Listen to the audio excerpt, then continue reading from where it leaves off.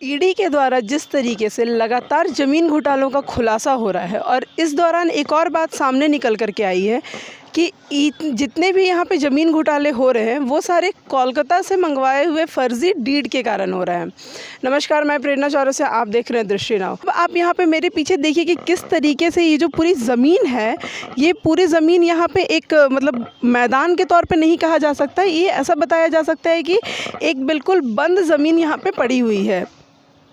उसके साथ साथ आप यहाँ पे जो बिल्डिंग्स देख रहे हैं वो बिल्डिंग्स भी ये साधु मैदान में बाउंड्री के बाद हुई है। जी हाँ, साधु मैदान का जो मामला है वो भी ज़मीन घोटाले से कहीं ना कहीं जुड़ा हुआ है। आपको बतला दें कि जिस तरीके से साधु मैदान को पहले लोग अपने सकुशलता के लिए यूज़ करते थे, लोग यहाँ पे सुबह शाम टहलने के लिए आया करते थे। पूजाओं के दिन में जब पूजा होती थी उस वक्त यहाँ पे पंडाल बना करते थे या फिर यहाँ पे बच्चे खेलने के लिए आया करते थे।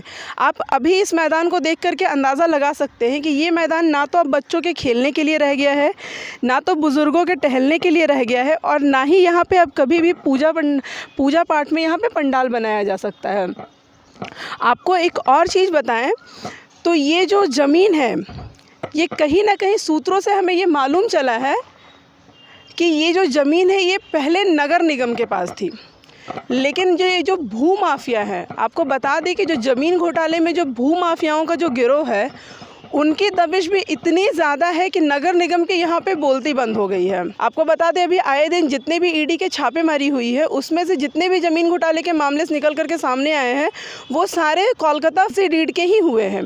कोलकाता की जो फर्जी डीड होती है उसके द्वारा भू माफियाओं ने ये ज़मीन भी किसी को बेच दी है और बेचने के बाद यहाँ पर पूरी तरीके से बाउंड्री कर दी है। आप देखिए कि जो इतनी दूर जो फैला हुआ ये जो मैदान है ये पूरे तरीके से यहाँ पर बाउंड्री कर दिया गया है और बाउंड्री करने के बाद ये अब अलग अलग लोगों को बेच भी दिया गया है, जिसमें से कि कुछ लोगों ने यहाँ पे अपनी बिल्डिंग्स बना ली हैं। उसके बाद कुछ लोगों ने इसे अपना आप देखिए यहाँ पे बालू का डंपिंग यार्ड बना करके रखा है। तो ये एक साफ तौर पे बताया जा रहा है कि जिस तरीके से लोग यहाँ पहले इस मैदान को अपने यूज़ में लाया करते थे, अब वो मैदान वहाँ पहले जैसा रह ही नहीं गया है।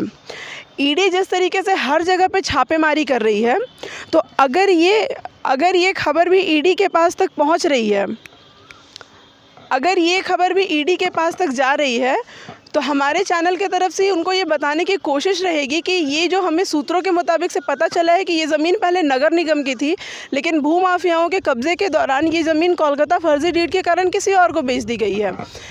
तो अगर इस ज़मीन की क्या सच्चाई है, ये पहले नगर निगम की थी कि पहले किसी और रैयत की थी, ये ज़मीन खरीद बिक्री की थी या नहीं थी, इन सब चीज़ों पे ईडी को जांच करनी चाहिए।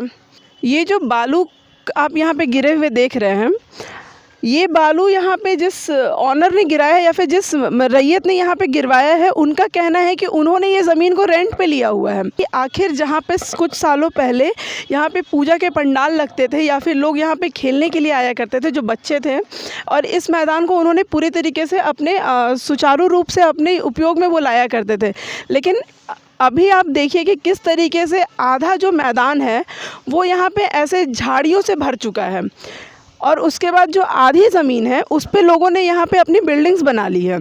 जिन लोगों ने यहाँ पे बिल्डिंग्स बनाई है वो कुछ साल पहले ही यहाँ पे आए हैं, और उसके साथ साथ यहाँ पे जो ज़मीन के जो ऑनर जो थे, जिनके द्वारा यहाँ पे ये बाउंड्री की गई है या फिर जिनके द्वारा ये बालू डंपिंग यार्ड के लिए रेंट पे दिया गया है, आपको बता दें कि उन लोगों ने अभी पूरी साफ तौर पे कुछ भी नहीं कहा है। ये जो ज़मीन घोटाले का जो पूरा मामला हम आपको बताने जा रहे हैं, ये सिर्फ एक ही जगह का नहीं है। आपको बता दें कि इस तरीके से रांची में कई ज़मीन घोटाले हो चुके हैं, लेकिन इसकी अभी तक किसी की भी इस पे नज़र नहीं गई है। एक बात और आपको बताएं तो ये अभी एक पहला मामला है जहाँ पे कि अभी हम पहुँचे हैं और यहाँ पे आपको ये सारी चीज़ें हम दिखा रहे हैं कि किस तरीके से जो हमें जो बताया जाता है सूत्रों के मुताबिक से कि ये नगर निगम की ज़मीन थी, लेकिन अब नगर निगम भी इस बात पे इस चीज़ पे कुछ भी नहीं कहती है। भू माफियाओं की दबिश इतनी ज़्यादा है कि नगर निगम की भी बोलती यहाँ पे पूरी तरीके से बंद हो गई है।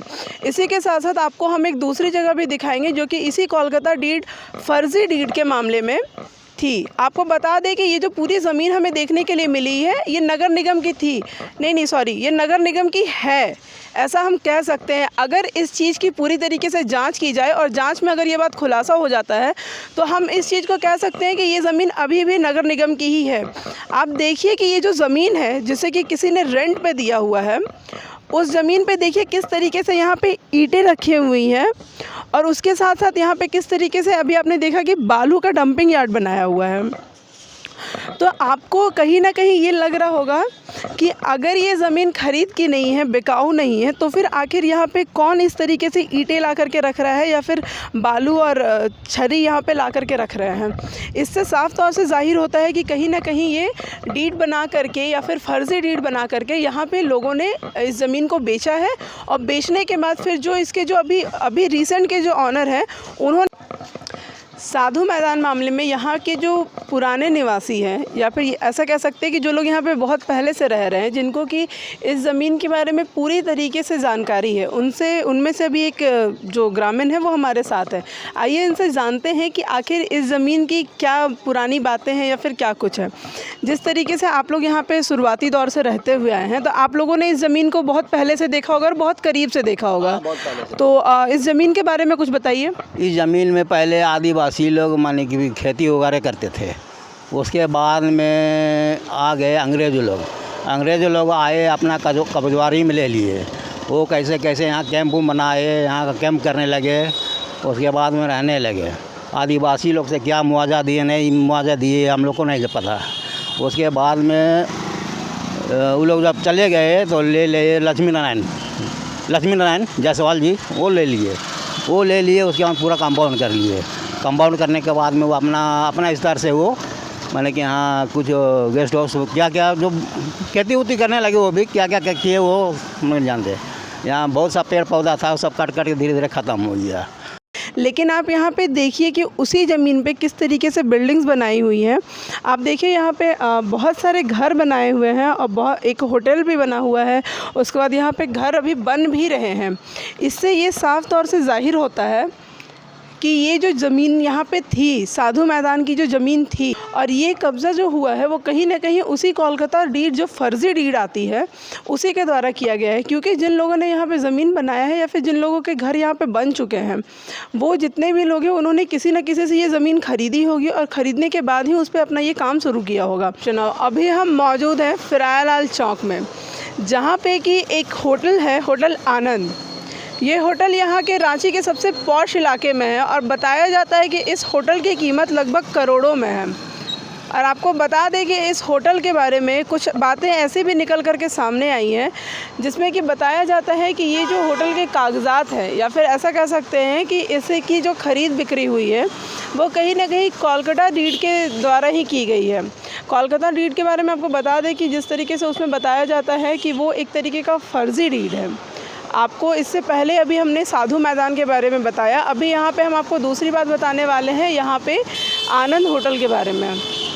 आपको बता दें कि इस ज़मीन के बारे में लोग बताते हैं कि ये एक भूयड़ ज़मीन है जिसकी कि ना तो ख़रीद हो सकती है ना तो बिक्री हो सकती है। लेकिन लोगों ने इसका नेचर चेंज करके यानी कि इसे एक जनरल ज़मीन में तब्दील करके उसके बाद इसकी ख़रीद और बिक्री की है। और इतना ही नहीं, उसके बाद इसमें यहाँ पे होटल भी चलाया जा रहा है उस ज़मीन की ख़रीद बिक्री के बाद। लेकिन यहाँ पे लोगों का बोलना है कि जिस तरीके से कोलकाता डीड के द्वारा ज़मीन की ख़रीद बिक्री चल रही है, इस मामले में ईडी ने भी कई जगहों पे छापेमारी की है और जितने भी ज़मीन घोटाले निकल कर के सामने आए हैं वो सभी कहीं ना कहीं कोलकाता डीड से मिले हुए हैं। अभी होटल के अंदर जा कर के जो उनके जो ऑनर है उनसे हम बातचीत करने की कोशिश करेंगे, आखिर उनका पक्ष जानने की कोशिश करेंगे कि जिस तरीके से उन पर ये आरोप लगाए जा रहे हैं उसमें वो कहाँ तक पुष्टि करते हैं और कहाँ तक इन बातों को वो नकारते हैं। देखिए, आप विस्तार पूर्वक किस मैटर किस इशू पर क्या लेके आए हैं नहीं आए हैं उसको जानकारी हमको है। हम बता रहे हैं ना आपको, तो दीजिए, हम फिर बताएंगे। देखिए हम लोग को भी सब मत कीजिए, आप इसका ले लिए ठीक है, बात इधर उधर मत विस्तार से आएंगे आपके साथ। देखिए ऑथराइज का बात नहीं है, हम आपको जो बता रहे हैं सुनिए। हमको बस ये पूछना है कि जिस तरीके से होटल के ऑनर पे इल्ज़ाम लगाया जा रहा है, ठीक है, जिस तरीके से आप पे इल्ज़ाम लगाया जा रहा है इल्ज़ाम कि ये जो ज़मीन आप ख़रीदे हैं वो कोलकाता तो जो डीड खरीदा है उससे पूछिएगा ना।